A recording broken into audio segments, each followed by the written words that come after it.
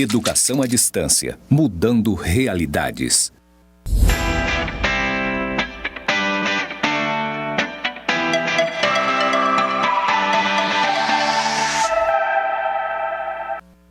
Olá, tudo bom?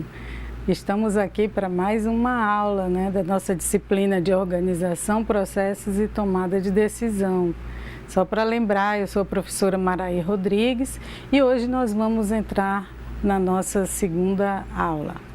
Então vamos ver o que nós vamos falar sobre hoje. O objetivo, ao final dessa unidade, é que você consiga diferenciar estrutura formal e estrutura informal, tipos de estrutura. Reconhecer os princípios de estudo de arranjo físico, especialmente o layout organizacional, e classificar arranjo administrativo. Nós vamos ver algumas introduções, ferramentas e algumas elaborações e tipos, certo? Então, para a gente começar a falar, gostaria de diferenciar que existem dois tipos de estrutura. Uma estrutura formal e uma estrutura informal. O que seria a estrutura formal? Seriam atividades que são planejadas, formalmente representadas. No caso de uma organização pública, ela possui órgãos, cargos, relações funcionais, níveis hierárquicos, aquilo tudo que a gente viu no finalzinho da aula anterior. E ela pode também ser informal, ou seja, dentro daquela organização, daquele órgão, daquela estrutura, existem relações que se formam espontaneamente. E é isso que nós chamamos de relações informais. Tem mais a ver com a questão do comportamento das pessoas. E essas interações são involuntárias, não são impostas, elas acontecem naturalmente. Por que a gente está falando sobre isso? Porque a gente não pode esquecer o lado humano das organizações, né? Então, dentro de uma organização, nós temos aquela parte formal, estrutural, como que vai funcionar, onde que vão ficar distribuídos os setores, os órgãos, os departamentos. E temos também aquela estrutura informal que vai surgindo naturalmente, Os amigos que a gente vai fazendo no trabalho, que muitas vezes são amigos para toda a vida, A gente troca informações, e-mails, redes sociais, a gente curte as mesmas coisas. São relações que vão acontecendo naturalmente, por isso que a gente fala que é informal. Nesse sentido, surgem também lideranças informais. E muitas vezes a gente consegue, com essas lideranças, também articular as mudanças que são necessárias, as alterações no fluxo das coisas necessárias, a comunicação. Essas lideranças informais ajudam a gente também a divulgar o que é necessário, a promover alguma mudança que seja necessária.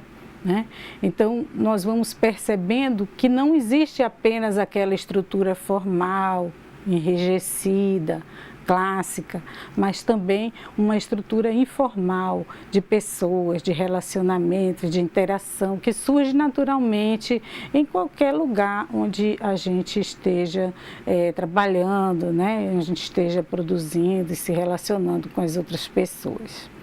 Bem, vamos dar sequência então. Com relação aos tipos de estrutura, a gente precisa ver que há algumas características, Tem aquelas estruturas que são mais tradicionais, tem outras que são mais de inovação, inovativas, e tem algumas que são específicas, elas nem são tradicionais e nem inovativas. Eu quero deixar claro aqui que essa forma que a gente está dividindo aqui é uma forma didática, é uma forma para a gente entender que não é tudo exatamente igual, tá bom, gente? É claro que vão haver situações em que uma organização funciona muito parecida com outra, mas existem peculiaridades, particularidades que são específicas de cada organização. Então, é isso que a gente está aqui fazendo, debruçando para observar essas sutis diferenças. Então, vamos lá. Uma organização mais tradicional, ela é também um alto nível de formalização, ele é muito formal. Existe uma unidade de comando e existe uma especialização elevada. Existe aquele grupo de pessoas que comandam aquela organização e eles são profundamente sabedores do que eles estão fazendo, eles estão cientes de tudo que se passa nos diversos setores, ou departamentos, ou chefias, né? E eles recolhem toda aquela informação e tomam as decisões. Então, às vezes, acontece, não é difícil da gente ver alguns exemplos, de um determinado servidor, funcionário, ou uma pessoa em um determinado setor, às vezes não entender o que aconteceu, por que será que mudaram isso, né? Poxa, não estou entendendo, e talvez por isso que surja alguma resistência, mas é porque muitas vezes a gente não está por dentro de todas as variáveis, né, que acontecem, principalmente nos níveis mais altos daquela instituição. Então, isso naturalmente pode gerar algum problema de comunicação, né? Mas não quer dizer que seja ruim. Como eu falei para vocês, nos exemplos na aula anterior, né? Uma organização militar, por exemplo, faz parte dela essa estrutura de poder formal, né? Entre o mais alto comando, depois, vamos supor, o tenente, sargento, cabo, até chegar ao soldado. Então, existe uma estrutura muito bem definida. Se a gente mexesse nessa estrutura, ela deixava de ser o que ela é. Ela passaria a ser outra organização, mas não seria mais aquela, tá certo? Então, não estou dizendo assim, está errado. Não, não é isso. A gente só está classificando os tipos de organização pela forma em que elas se estruturam. Nesse caso, é uma organização mais tradicional, né? mais antiga, né? Então, vamos lá voltar. Ela exige um nível de comunicação vertical, né? E formas tradicionais de departamentalização, né? Divididinha em departamentos. Um outro exemplo de uma estrutura, ela pode ser inovativa. É o contrário, é o outro oposto. Ela pode ter um baixo nível de formalização, ela pode ter formas avançadíssimas de departamentalização, onde a gente nem percebe muitas vezes que são departamentos. Eles podem trabalhar, digamos, de uma forma remota, mas a comunicação flui tão bem que a gente nem chega a perceber que existe a departamentalização. Multiplicidade de comando, ou seja, para cada projeto desenvolvido é uma pessoa que está no comando, né? Então, vários comandam porque são várias ações que estão sendo desenvolvidas. Há uma diversificação elevada, né? Uma mudança muito grande de ações que são feitas, né? Porque as pessoas são diferentes, os projetos são diferentes, então há muita criatividade, há muitas formas e formas de ver as coisas. Então a gente chama isso de diversificação, né? Formas diferentes, formas criativas de agir dentro daquela organização, por isso que ela é inovativa, né? E a comunicação, ela vai em todos os sentidos, né? Horizontal, vertical, diagonal, entendeu? Na anterior, nós vimos que era vertical, né? Quase sempre de cima para baixo. Claro que tem de baixo para cima, mas quase sempre ela é vertical, de cima para baixo. Agora, nessas organizações inovativas, não, vem de todos os lados, vem dos colegas, que são os nossos pares, as pessoas que trabalham com a gente ali no mesmo nível de dificuldade, digamos assim, do trabalho. Existem pessoas em níveis mais altos, então a gente comunica, a comunicação flui naturalmente entre os níveis que muitas vezes nem são percebidos, né? E diagonal, ou seja, a ideia é todo mundo fala com todo mundo e isso funciona, tá? O importante é que funcione. Se não estiver funcionando, então precisamos parar e rever de que forma que a gente vai se estruturar para que a comunicação e os resultados aconteçam, certo? E o terceiro caso que a gente menciona aqui são organizações específicas. São organizações em que existem, a formalização ela é invertida, existem peritos, especialistas, pessoas que são únicas naquela sua área de atuação e elas têm uma autonomia também muito grande. Imagine, por exemplo, uma pessoa que é especialista em reformar obras de arte, né? É uma pessoa única, é uma pessoa que vai ter um chefe, né, um subordinado. Ela aquele trabalho que ela faz é tão específico que praticamente, muitas vezes, é só ela mesma que faz, né? É algo muito difícil, às vezes, da gente até compreender. Ela é flexível, né? Ela adapta e readapta a cada necessidade, a cada projeto que precisa ser feito, a cada situação. Ela é inovadora, sempre com novas ideias, sempre surgindo novas soluções, né? Ela é colateral. Como assim colateral? As soluções dos problemas exigem muita criatividade. Então, as pessoas elas não estão amarradas numa única solução, que as coisas têm que ser dessa forma ou daquela forma. Ah, é tão rígido. Ah, não, é tão flexível. Não, isso não existe. Elas são sui generis, elas são tão específicas naquela situação que não tem comparação, tá certo? São digamos, instituições, são organizações que praticamente são uma pessoa única que faz aquele serviço, né? Ou algo que não dá para a gente comparar com nenhum outro mais, né?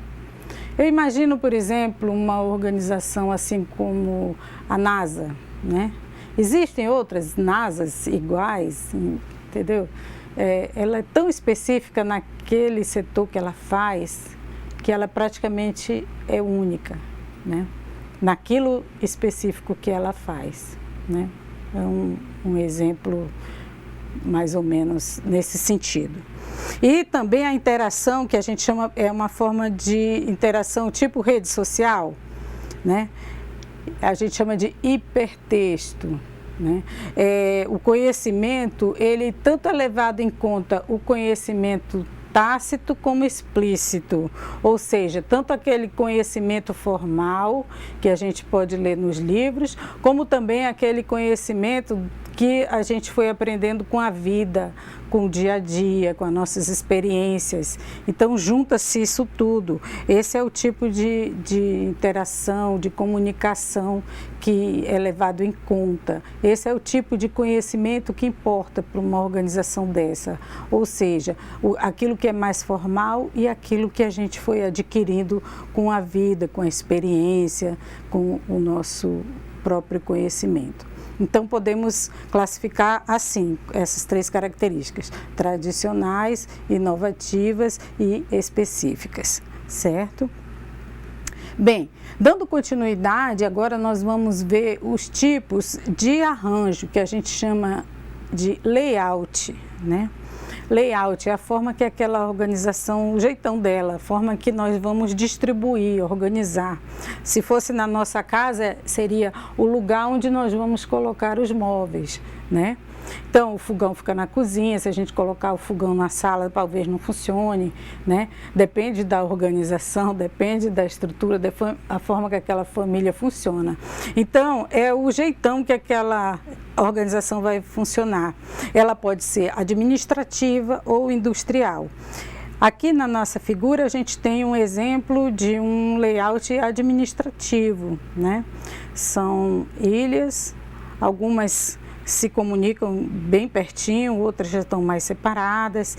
Então, essa é a forma que esta organização resolveu se estruturar para que ela possa funcionar, Eles perceberam, pela forma que eles trabalham, que essa seria a melhor forma, a melhor estrutura, a melhor maneira de se distribuir as pessoas para que a comunicação flua e para que o serviço possa ser executado da melhor forma, da melhor maneira, né?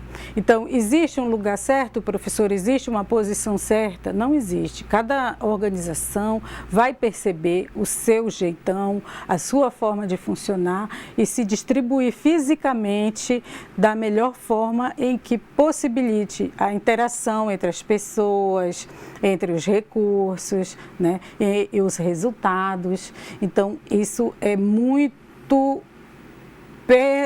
personalizado, digamos assim, de cada organização, das suas finalidades, para que ela existe, né? Mas é importante que a gente tenha essa consciência para que as coisas também não fiquem tão espalhadas de tal forma que dificulte, né, o acesso aos recursos, aos materiais, ao maquinário, às pessoas, né? Nem em cima demais e nem espalhado demais, né? Porque nós já vimos, nós já comentamos lá no início, e mais uma vez a gente está revendo aqui, que uma organização, ela exige para trabalhar recursos, né? Pessoas que têm um objetivo em comum e vão atingir um determinado resultado, prestar algum serviço para a sociedade, que a sociedade está precisando, né? Então, é um sistema, né? Lembrando o que a gente já falou, é um sistema e essa organização, ela recebe e ela também passa informações para essa sociedade. Então, a forma que ela vai se distribuir também é muito importante, né? Não só a mobília em si, né, a estrutura, o lugar onde as coisas vão ficar, mas também a interação entre as pessoas, que essa parte também é super importante, né? Não adianta a gente ter o melhor prédio, os melhores móveis, a melhor estrutura e as pessoas não se conversarem, não se relacionarem, não trocarem informações, aí não vai funcionar, né? A importância das pessoas é muito grande e vocês têm inclusive uma disciplina específica para trabalhar sobre isso, né? Sobre as pessoas, comportamento organizacional, recursos humanos, porque realmente são muito importantes as pessoas dentro de uma organização.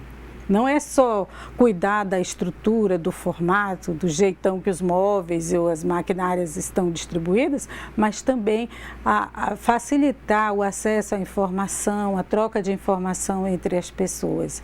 Sejam esses conhecimentos tácitos ou explícitos, sejam coisas que estão escritas ou sejam conhecimentos que os colegas vão adquirindo ao longo do dia a dia, da sua vida, da sua experiência profissional, tá certo? Então vamos em frente. A forma que essas unidades vão trabalhar varia bastante. Esse aqui é um tipo de layout simples, é um layout linear simples. Então A é uma unidade, B é uma unidade, C é uma unidade, D é uma unidade.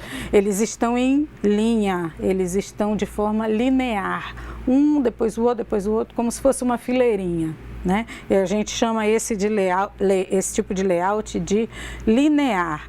Cada pessoa está ali distribuída em forma de linha. Esse outro é um conjugado, ele é linear, mas ele também é conjugado. Vocês podem ver que ligados esse mais escurinho, né? A, B, C, D, ó, ligado ao A tem o A1, A2 e o A3. Uma linha ligada ao setor A. Ao B, nós temos o B1. Ao C, nós temos de um lado o C1 e do outro lado nós temos C1, C2 e C3, né? É linha também, mas é conjugado com outras linhas, subdividido de outra forma, né? Então, existem vários que são assim, uma linha departamental e cada departamento desse ligado a uma nova linha, né? Dependente dela, que reporta hierarquicamente a ela, né? Então a gente chama isso de linear conjugado, linhas e linhas, ligadas através de seus departamentos. Uma outra forma também pode ser ele conjugado em forma de U. Pode ver aqui no nosso desenho que a gente tem um U formando esse azul mais escurinho, ele está formando um U. Como cada letra dessa é um departamento, né?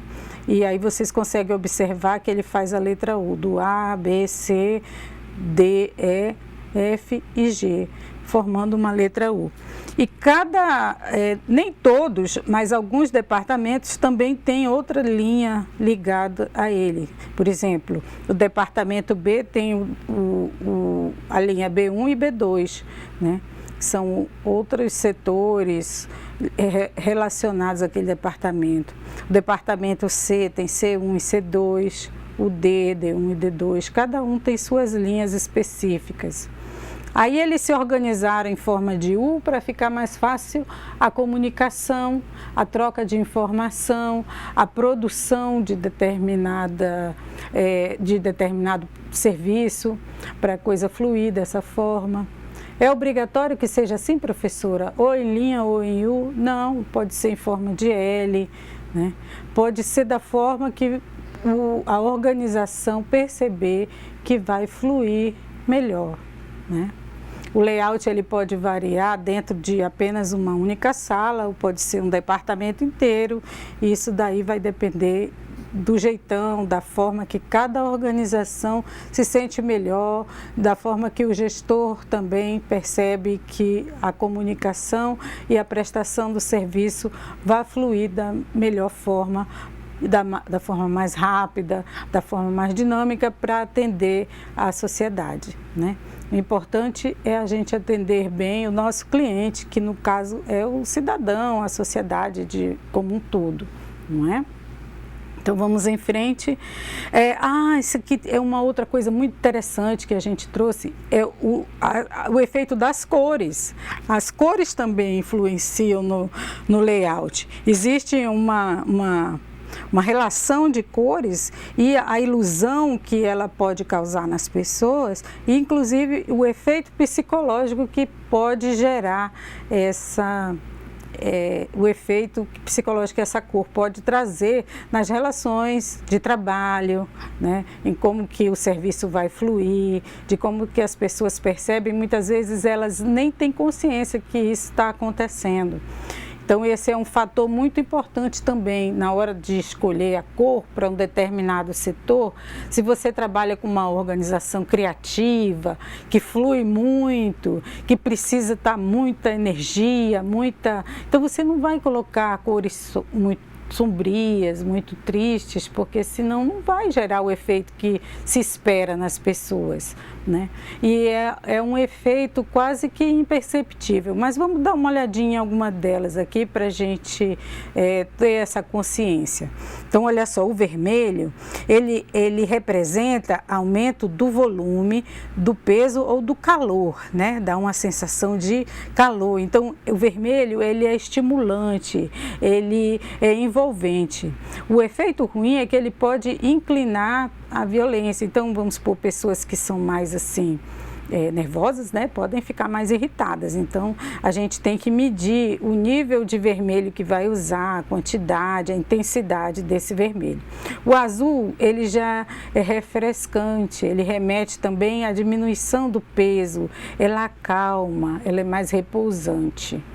Então, se é uma instituição que precisa estar bem ativa, se você colocar a cor azul, ela pode formar o efeito contrário, deixar as pessoas assim, tranquilas demais, e não é esse o nosso objetivo, né?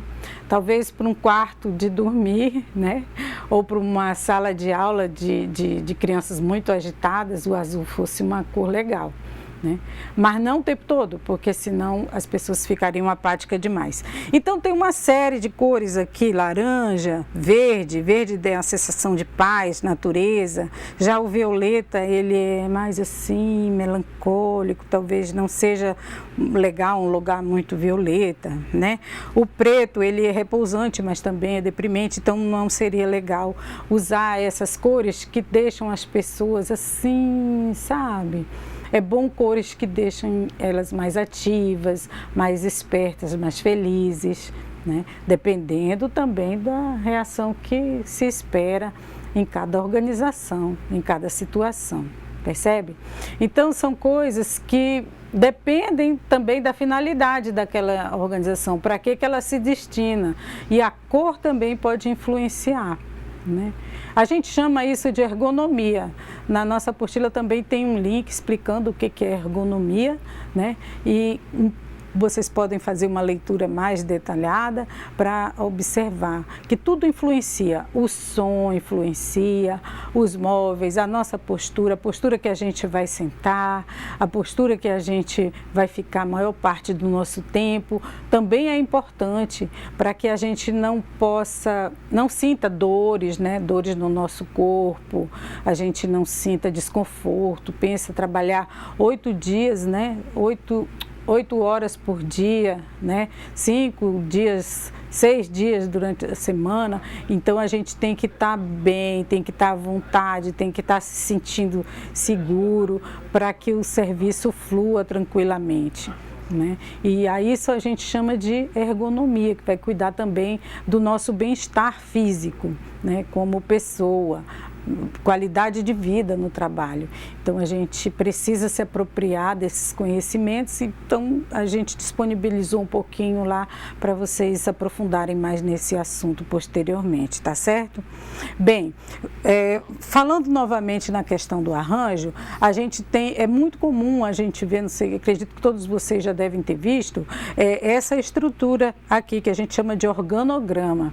Uma estrutura mais tradicional, ela tem um organograma assim bem definido, né? Tem a presidência, que está no nível mais alto, seus assessores diretos, que geralmente as assessorias são órgãos que a gente chama de staff, né? Não é bem um órgão, são pessoas dos outros departamentos, mas que são da confiança daquele presidente daquela organização e que temporariamente ele pode estar convocando aquelas pessoas para lhe dar ali algum apoio, algum suporte, tirar uma dúvida, dar uma orientação, trocarem algumas ideias.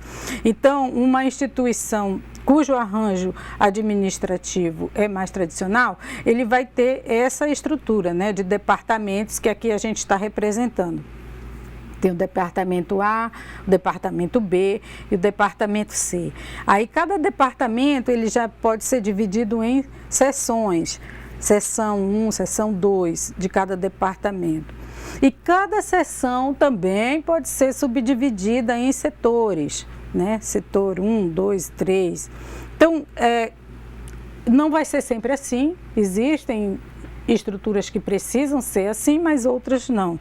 Esse é só um exemplo de um organograma clássico, ou mais conhecido também por piramidal, né, que dá aquela ideia de superior lá na ponta, em cima, aí níveis intermediários no meio, né, que geralmente são os níveis de gerência, e a base da pirâmide, que é maior e é aquela parte que realmente tem contato direto com o público, né, com as pessoas, e que é a base, que é o que dá suporte, sustentação, que é a parte mais operacional.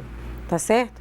Então, essa é digamos assim, a forma clássica, padrão, mais antiga de ver uma estrutura organizacional. Tá? Ela pode ser também de outras formas, ela pode ter essa forma de pirâmide, mas ela pode também ter forma de círculos, né? Onde fica um gestor no meio e os outros em volta ali, como se fosse o sistema solar, né? O Sol no meio e os planetas em volta circulando.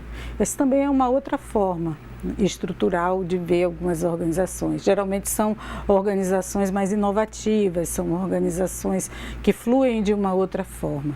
Tá certo, tá errado? Não, professora, não tem um mais certo, um mais errado.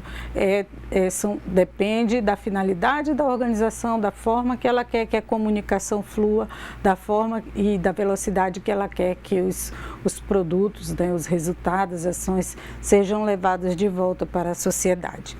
Bem, falando mais um pouquinho do fluxograma, o fluxograma é uma representação gráfica, né? Ela mostra a sequência de trabalho, a forma analítica, a forma que caracteriza as operações, os responsáveis, as unidades de comando envolvidas no processo, tá?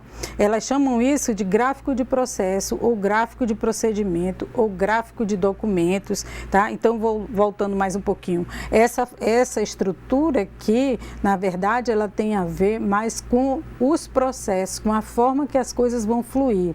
Elas vão surgir da alta presidência, vão passar para os departamentos e vão se espalhar pelas seções e pelos setores, tá? Não quer dizer que isso é assim, que está certo, não. É a forma que as organizações podem funcionar, né?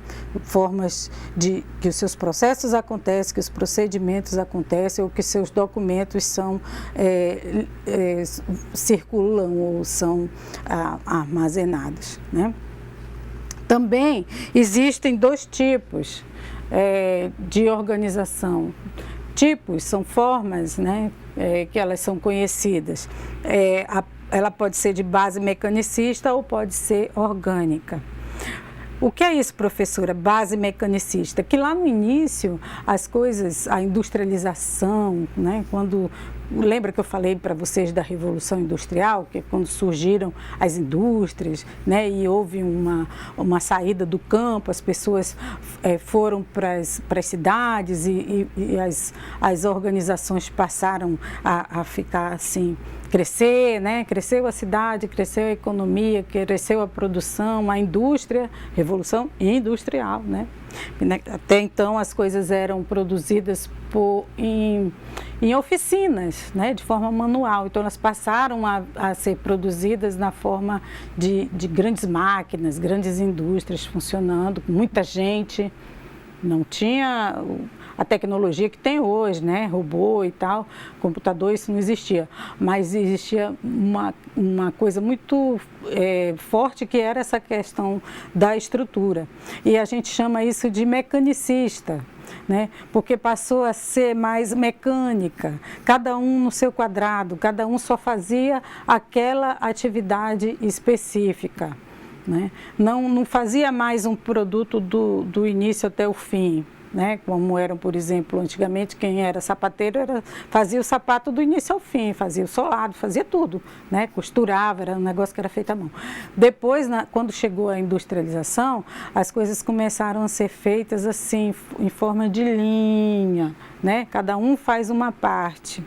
Sempre as pessoas remetem àquele vídeo, Tempos Remotos, né, do Charlie Chaplin, que ele ficava ali apertando as porcas e ali trabalhava tanto tempo fazendo aquilo, e aí quando ele saía, ele continuava naquela mesma vontade de continuar, né, apertando tudo. Chega a ser engraçado, acho que vocês já assistiram, quem não assistiu, pode assistir, assista, né, é fácil da gente achar. Tempos Modernos. E aí você vê muito isso, essa questão que a gente chama de mecanicista, né? Ela é mais burocrática, centralizadora, hierárquica, muito forte esse organograma, esse fluxograma que a gente acabou de conhecer na formação dessas organizações. A outra não, ela é orgânica, o outro extremo, né? Orgânica, dá essa ideia de flexibilidade, de distribuição do trabalho, um ambiente mais dinâmico, né? Que a gente chama de arranjo administrativo orgânico, né?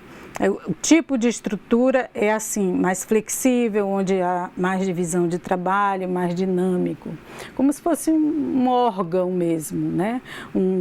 Uma planta,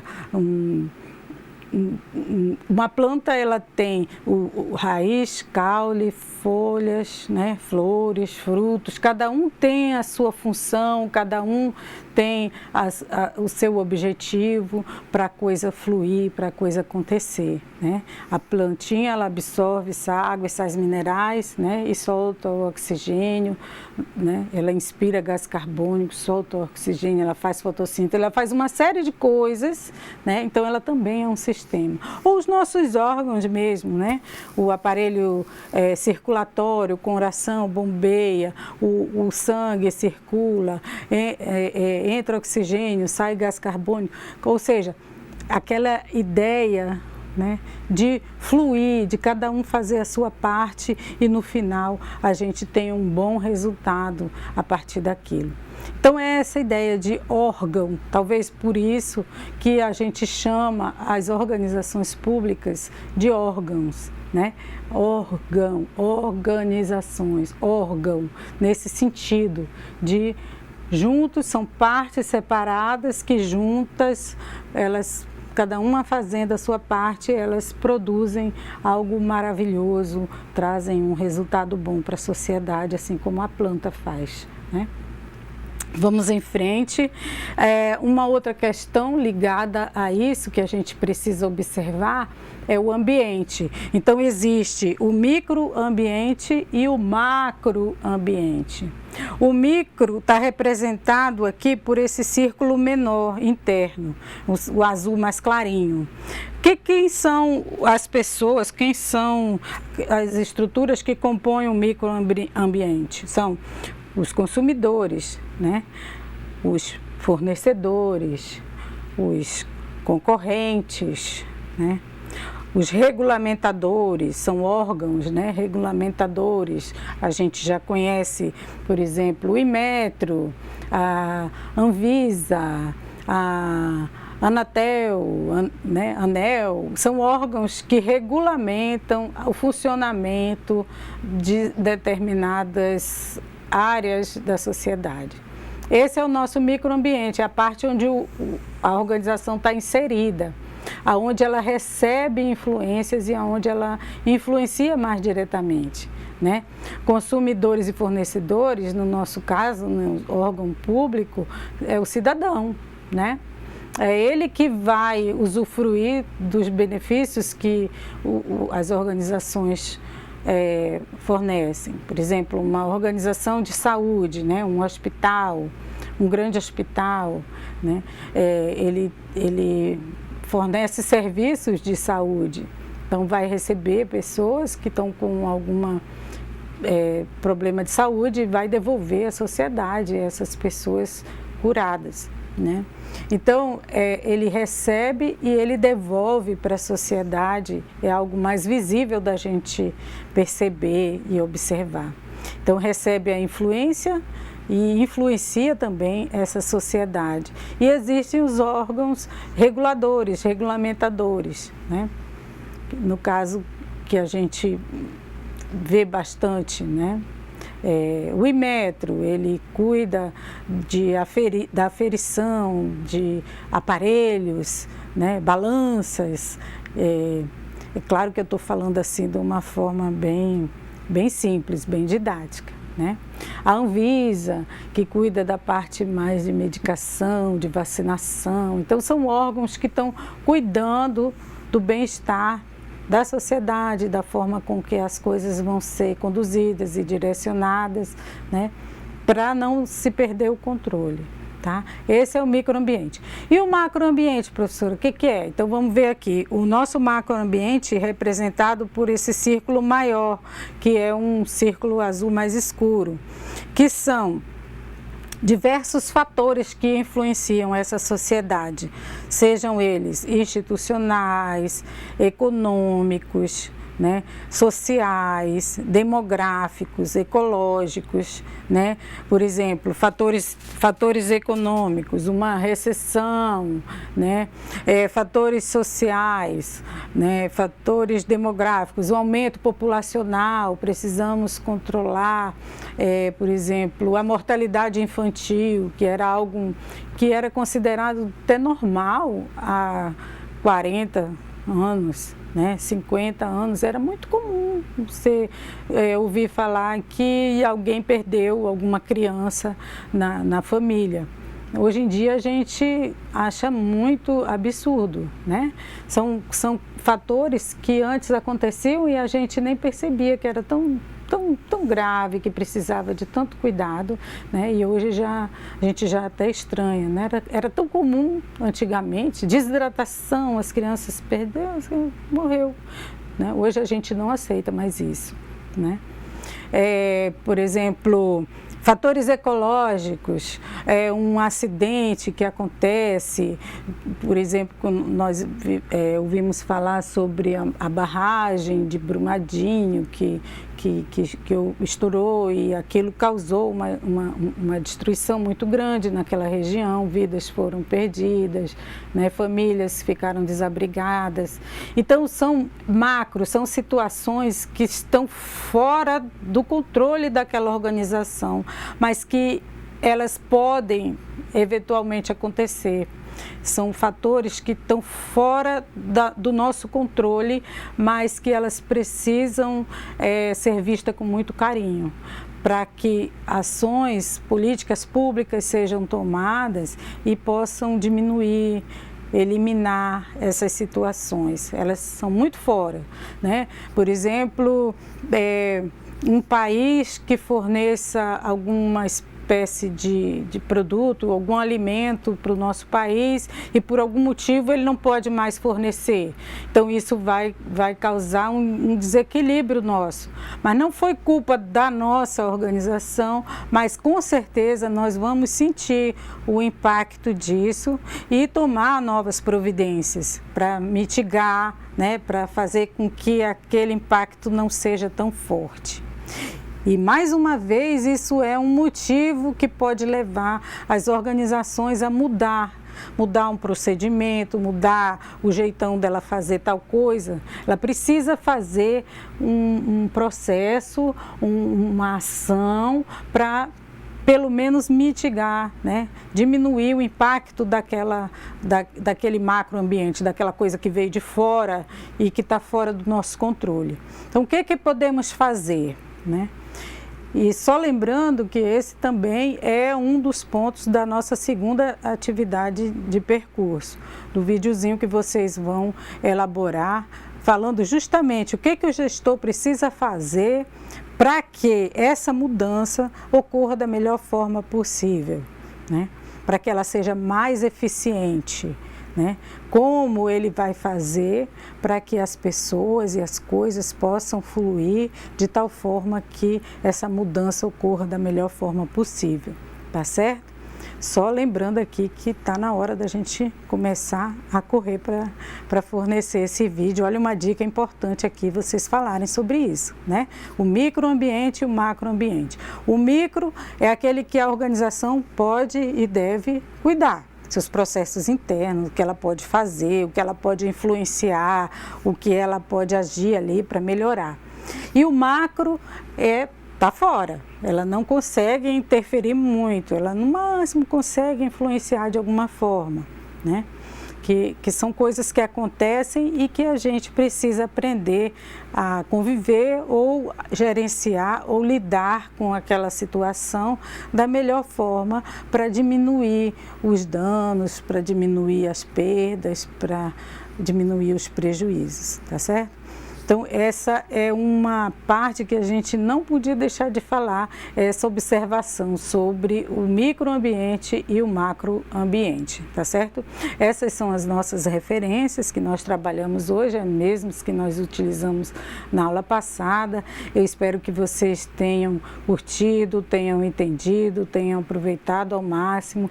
Tirem dúvida com o professor mediador, ele vai estar repassando para a gente qualquer coisa. E muito bom falar com vocês. Até mais.